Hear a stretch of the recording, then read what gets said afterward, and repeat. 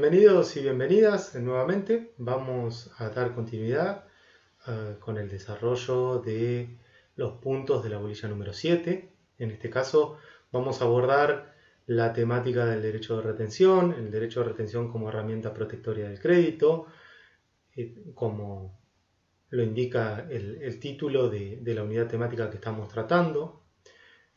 En este caso vamos a analizar en primer lugar su definición, vamos a hacer un análisis sobre su concepto, sobre las distintas naturalezas jurídicas o las distintas teorías sobre su naturaleza jurídica, lo que nos va a llevar a analizar su ubicación en el Código Civil y Comercial, y a partir de allí vamos a ver tanto sus efectos, las obligaciones de cada una de las partes, los medios de extinción del derecho de retención, y vamos a finalizar con el análisis de algún caso en particular y cómo es receptado en alguna de las legislaciones especiales.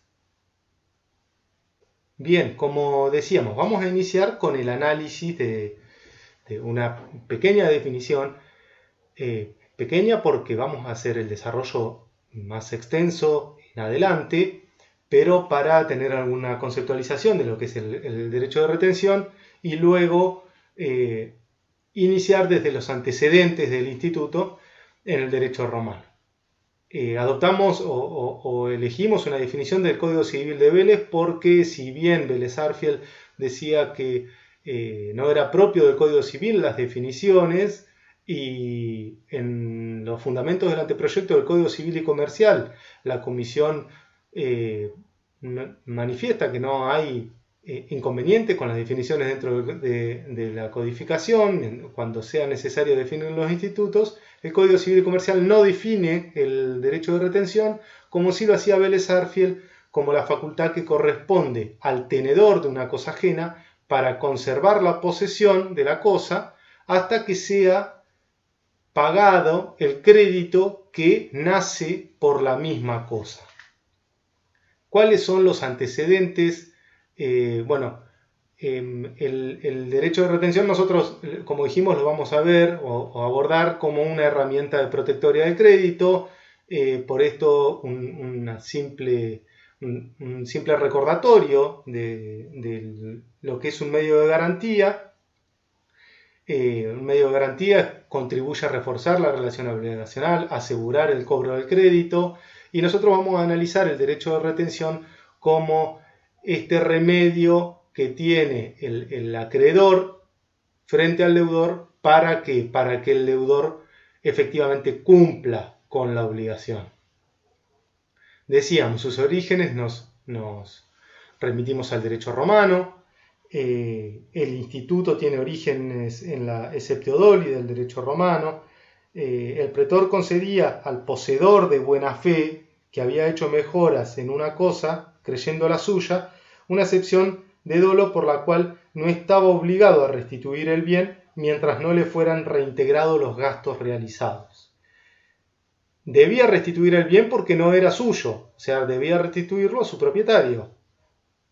Había realizado gastos y los había realizado de buena fe, entonces hasta tanto no sean cubiertos esos gastos, le permitía mantener la posesión de la cosa. Dijimos, la definición del artículo de Vélez-Sarsfield, nuestro ordenamiento jurídico fue receptado por Vélez-Sarsfield. Previo a esto podemos decir que en el derecho francés, anterior a la codificación, se había contemplado en las costumbres de París, de Orleans. En la Revolución Francesa también fue contemplado en las leyes del 7 de junio y 29 de noviembre del año 1791. Y conforme la doctrina nacional, en el Código Napoleónico estaba reglamentado, pero deficientemente. En el Código de Vélez, como vemos nosotros, está receptado en un artículo especial. Son varios los artículos en los que desarrollaría las diferentes cuestiones relativas al derecho de retención, y se ha dicho que fue el primer código en el mundo en elaborar una teoría integral del Instituto del Derecho de Retención. El artículo 3939, que define al derecho de retención, tiene una nota extensísima en la que les recomiendo su lectura porque realiza una explicación bastante extensa del derecho de retención. Por eso el recorte de algunos de estos pasajes de la nota, porque resultan cuestiones trascendentes para entender la cuestión del derecho de retención. La retención, dice en la nota del artículo 3939, es el ejercicio del derecho natural que nos permite mantenernos en el estado en que legítimamente nos encontramos. No basta que el poseedor de la cosa de otro tenga un crédito contra el propietario de la cosa para que goce del derecho de retenerla. Es preciso que su crédito refiera a la relación existente entre él y el propietario, que la obligación haya nacido por ocasión de la cosa. Esto lo veíamos al final de la definición y lo analizaremos más profundamente más adelante, cómo estos tres requisitos, estas tres condiciones que mencionaba Vélez-Arfiel en la nota del artículo referido, la posesión de la cosa, la obligación de parte del propietario respecto del poseedor y la conexión entre la cosa y el crédito.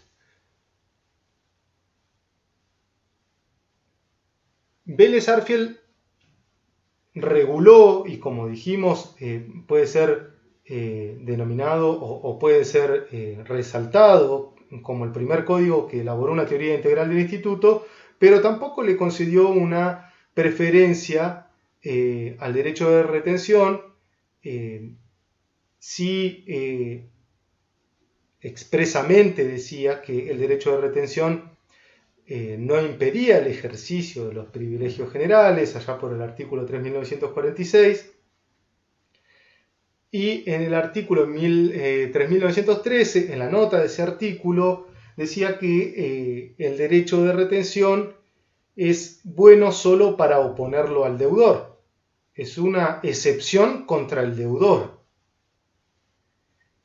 Pero cuando se trata de acreedores que tienen también un privilegio sobre el objeto dado en prenda, por ejemplo, sin duda no son de igual condición al deudor.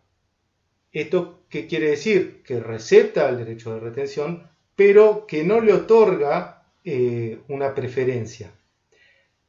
¿Por qué esta referencia? Porque en la reforma del decreto de ley 17.711 se jerarquizó el rango del derecho de retención al hacerlo prevalecer frente a los privilegios especiales. Ahí está referenciado el artículo 3946. El primer párrafo es textual lo que había regulado Vélez-Arfiel. El derecho de retención no impide el ejercicio de los privilegios generales e incorpora dos párrafos más en el que se pone al derecho de retención por encima de los privilegios especiales, inclusive la hipoteca, de acuerdo, a la temporalidad. Y también el derecho de retención o la garantía otorgada en sustitución del derecho de retención subsiste en caso de concurso o quiebra. Esto jerarquiza, como dijimos, el Instituto del Derecho de Retención, que lo vamos a ver abordado en nuestro Código Civil y Comercial, dentro de las disposiciones comunes de los derechos personales y reales. ¿Por qué dentro de las disposiciones comunes de los derechos personales y reales? Porque, nosotros acá tenemos la metodología del Código Civil y Comercial, podríamos decir que es una garantía de un crédito y, podría estar regulada dentro del libro tercero de los derechos personales. Podríamos decir que, es la posesión, el derecho sobre una cosa, y podríamos decir, podría estar regulado en el libro cuarto de los derechos reales, pero el legislador opta por incluirlo dentro del libro sexto, disposiciones comunes a los derechos personales y reales, dentro del título tercero, los artículos que van del 2587 al 2593. Y como decíamos, no lo define, pero sí presta algunas precisiones sobre los requisitos que tienen que cumplir, como lo hacía Vélez Sarsfield y lo desarrollaba en la nota del artículo que vimos recién. Todo acreedor de una obligación cierta y exigible puede conservar en su poder la cosa que debe restituir al deudor hasta el pago de lo que éste le adeude en razón de la cosa. Vamos a ver bien las diferencias que existen entre esta conceptualización y la definición de Vélez, pero decíamos, podríamos incluirlo dentro de los derechos reales, dentro de los derechos personales, pero no está en ninguno de esos libros, sino está en las disposiciones comunes. ¿Y por qué? Bueno, la discusión sobre la naturaleza jurídica no es nueva, vemos ahí una diferenciación para acotar, digamos, podemos decir que había tres teorías distintas, la del derecho real. Algunos autores consideran que se trataba de un derecho real, lo asimilaban a la prenda, al derecho real de garantía sobre cosa ajena, y también se fundaban en la posibilidad de oponer el derecho de retención a terceros, peculiaridad que hace que estos autores vean en el derecho de retención un derecho real. En segundo término tenemos la teoría del derecho personal. Parte de la doctrina entiende que es un derecho personal y comienza criticando la postura anterior de que se trata de un derecho real, señalando que el derecho de retención no otorga derecho de persecución, no otorga derecho de preferencia, como si lo hacen los derechos reales. Y bueno, aparte, tanto en el Código Civil de Vélez Sarsfield como en el Código Civil y Comercial hay un artículo en especial que se enuncian con carácter taxativo los derechos reales y no se encuentra incluido en el actual 1882. La cuestión de que el derecho de retención es un accesorio al crédito y que por lo tanto comparte la misma naturaleza, que es otro de los fundamentos de la teoría del derecho personal, dice Jean Vías que merece algunas críticas porque tanto la prenda como la hipoteca también son accesorios y no comparten la misma naturaleza con el crédito principal, pero es uno de los postulados de esta teoría. Por último, tenemos la teoría de la excepción procesal. La excepción procesal en este caso se sostiene que el derecho de retención en realidad es una excepción que puede plantear el acreedor resistiéndose a ser desapoderado de la cosa hasta que vea satisfecho su crédito. Excepción dilatoria, bueno, el acreedor se resiste a ser desapoderado. Ante el ataque, digamos, el deudor acciona para la devolución de la cosa, de la cual puede llegar a ser propietario o tener algún derecho para reclamar, y el acreedor va a plantear una excepción diciendo, bueno, hasta tanto no esté satisfecha la obligación, yo tengo el derecho de tener la cosa en mi posesión. Los caracteres del derecho de retención, bueno, ya hemos dicho que es accesorio de un crédito principal, que es el crédito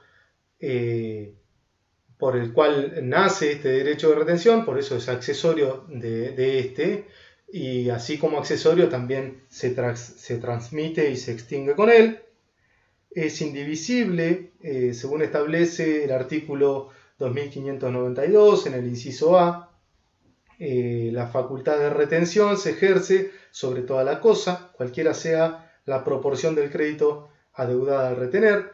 Esto quiere decir que un pago parcial, por ejemplo, no va a darle derecho al deudor a reclamar la cosa. El pago parcial no va a obligar a la restitución de parte de la cosa, ni del todo, ni en parte. A esto tenemos que agregar también que cuando se traten de varias cosas, un pago parcial tampoco le da derecho a reclamar algunas de las cosas que tiene en posesión el retentor, el acreedor. Bueno, entonces a raíz del carácter indivisible, el bien puede ser retenido en su totalidad hasta que el crédito sea pagado íntegramente. Y dijimos, tal como lo dice la tercera de las teorías desarrolladas, se ejerce por vía de excepción. El derecho de retención se opone ante la pretensión de quien reclama. El último de los puntos es una aclaración, porque se ha sostenido que se puede realizar por vía de acción. En realidad, cuando se realiza por vía de acción, se intenta la vía de acción para ejecutar la cosa y de eso, del resultante de la ejecución de la cosa, cobrárselo adeudado, en realidad se está ejerciendo un derecho que nace del crédito y no del derecho de retención. Porque el derecho de retención, como vimos, es una excepción ante un planteo de entrega de la cosa. Los requisitos. Ya vimos tanto en las definiciones, tanto del Código Civil de Vélez como en el Código Civil y Comercial, que es necesario la tenencia de la cosa, el crédito de quien detenta la cosa y la conexión entre el crédito y la cosa. En primer lugar, es preciso que el acreedor detente la cosa respecto de la cual habrá de ejercer el derecho de retención, porque, como diría Trigo Represas, para retener es preciso previamente tener. No es necesario que el acreedor sea posesor en los términos del artículo 1909 del Código Civil y Comercial, sino que basta con la simple tenencia, que se caracteriza por la ausencia de animus domini o falta de intención de someter la cosa al ejercicio de un derecho real. La tenencia tiene que haber sido obtenida por medios lícitos, de lo contrario no podría ejercerse válidamente la retención, como ustedes van a encontrar regulado en el artículo 2587 en el segundo párrafo. Por otra parte, este derecho solo puede ejercerse sobre cosas. Y acá podemos hacer un análisis integral de los artículos 15, 16, 1883 y 1912. El artículo 15 dice que las personas son titulares de los derechos individuales sobre los bienes que integra su patrimonio. Esos derechos, los derechos referidos en ese artículo 15, dice el artículo 16, puede recaer sobre bienes susceptibles de valor económico, y los bienes materiales se llaman cosas, dice el artículo 16. El artículo 1883 es aquel que regula sobre el objeto del derecho real. El derecho real se ejerce sobre la totalidad o una parte material de la cosa. Estamos hablando de tenencia o posesión, ¿sí? Por eso nos remitimos a las normas del derecho real. El derecho real se ejerce sobre la totalidad o una parte material de la cosa, y el objeto de la posesión y de la tenencia es la cosa determinada, dice el artículo 1912. ¿Por qué esta referencia? Porque existió en algún momento una discusión sobre si podía ejercerse, si el derecho de retención podía ejercerse sobre algún bien inmaterial.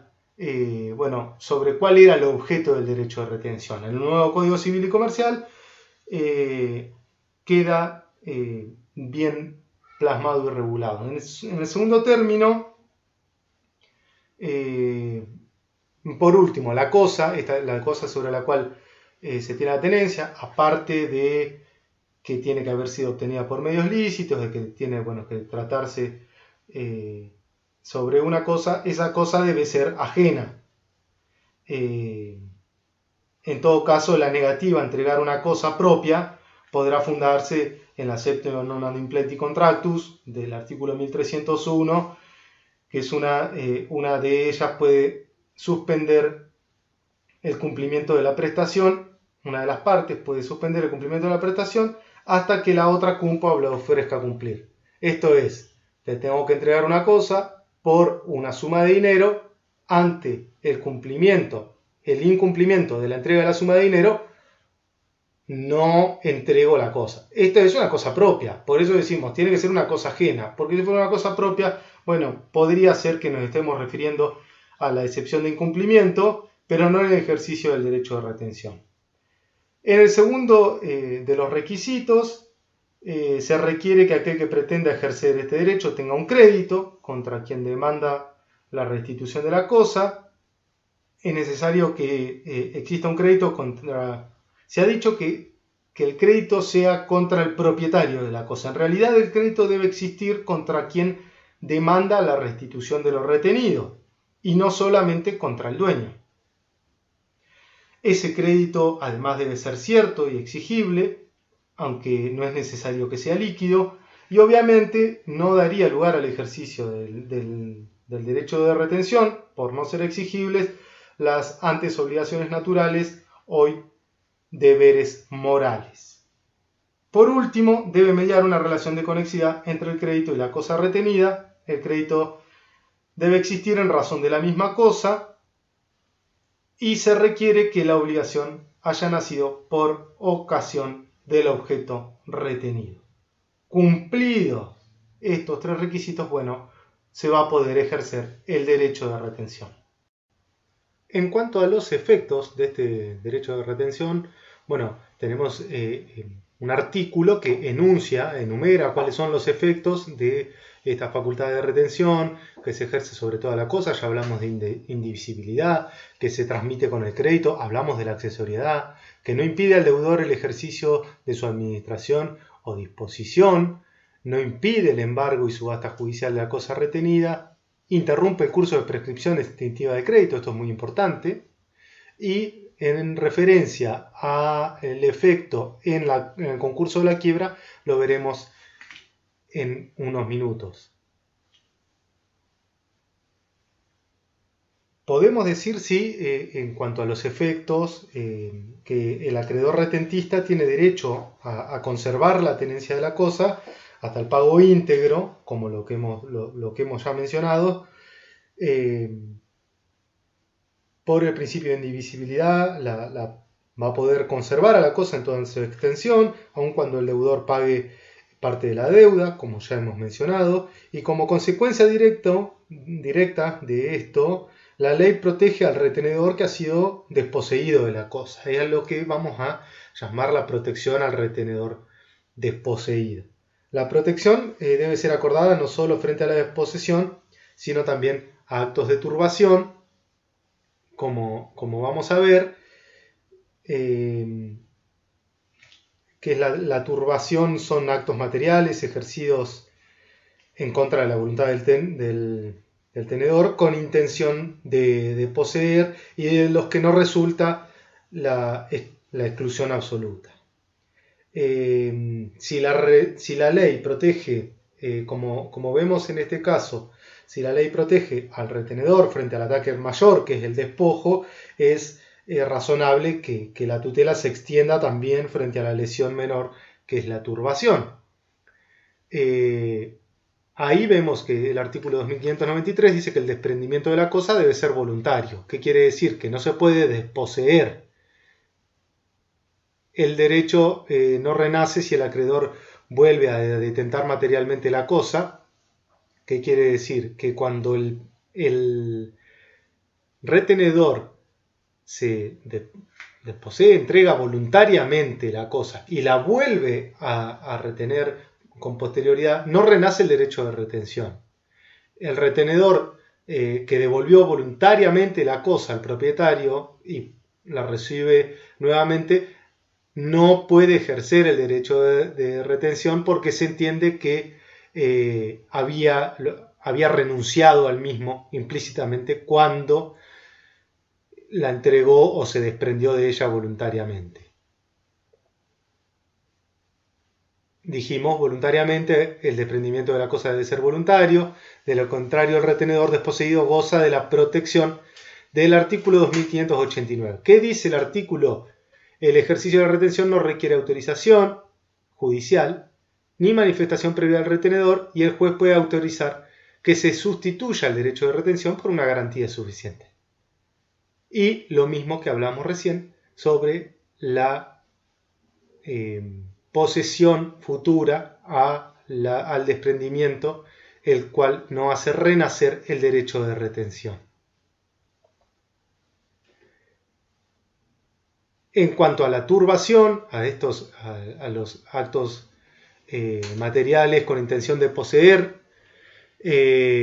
ya dijimos que si protege la desposesión, estos actos que vendrían a ser un ataque menor también tienen una acción, la acción de mantenimiento de tenencia o posesión, que está en el artículo 2242.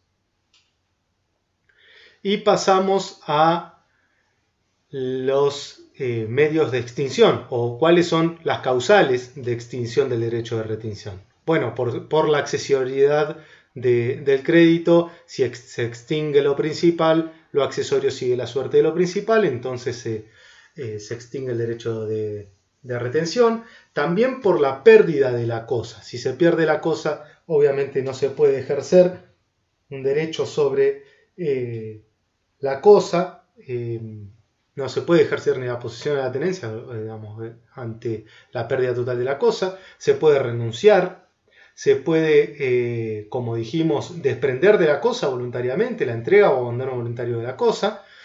La confusión, nosotros vamos a ver más adelante a la confusión como medio de extinción de las obligaciones, en el caso en el que se confunde, en este caso, el retenedor, aquel que tiene la cosa, la retiene y puede ejercer el derecho de retención, se transforma en el propietario de la cosa.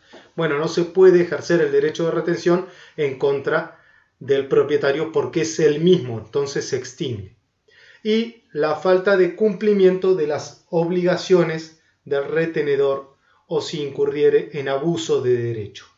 En cuanto a este último de los puntos, la cuestión al medio de extinción, cuando se ejerce abuso del derecho, había una discusión previa a la sanción del Código Civil y Comercial, se planteaba en la doctrina la pertinencia o no de este medio de extinción, al quedar configurado el abuso del derecho como un principio en la primera parte del Código Civil y Comercial y en estar expresamente receptado en esta enunciación, no hay ya discusión al respecto.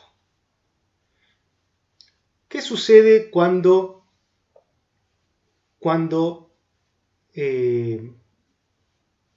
cae en quiebra o se declara la quiebra del deudor? Bueno, acá es un supuesto especial en el que, como vemos en el artículo del Código Civil y Comercial, como vimos con anterioridad y dijimos vamos a verlo más adelante, cuando sucede la quiebra o el concurso del deudor, bueno, se remite a las leyes especiales. ¿Cuál es la ley especial? La ley de concursos y quiebra, la ley 24.522, establece que la quiebra suspende el ejercicio del derecho de retención. Suspende el ejercicio. ¿Qué quiere decir que suspende el ejercicio? Bueno, la cosa debe entregarse al síndico, pero conserva el privilegio por lo adeudado al retentor por razones de la cosa retenida a la fecha de la sentencia de quiebra. Esto está receptado en los artículos 241 y en el artículo 131 de la ley de quiebras. ¿Qué sucede en el caso en que exista un conflicto con otro crédito que tiene preferencia? Esto quiere decir que tiene algún privilegio de cobro. El criterio de prioridad ahí va a ser la temporalidad. El crédito del retentor va a prevalecer sobre los créditos con privilegio especial si la retención comenzó a ejercerse antes de nacer los créditos privilegiados. Quiere decir que ahí el criterio de prioridad es el de la temporalidad. Y decimos suspende. ¿Por qué? Porque una vez finalizada la quiebra y no enajenado el bien, continúa el ejercicio del derecho de retención, debiéndose, en este caso, aquel bien que se entregó al síndico debe restituirse al acreedor a costa del deudor.